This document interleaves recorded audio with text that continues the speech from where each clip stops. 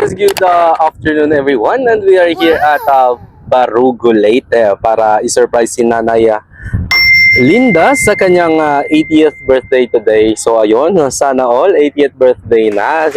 At yun, maraming salamat nga po pala sa kanyang mga anak for choosing surprise and gift delivery, for being a part of your mother's 80th birthday celebration surprise. So ayun sana po ay masurpresa natin si Nanay Linda sa kanyang 80th birthday, at sana po ay mapaligayan natin siya sa kanyang kaarawan. At ito po yung set ng package na napili ni Mama para sa kanyang ina. Ito po ay 1 pieces cake, flower, free Goldilocks gift, at meron tayong message.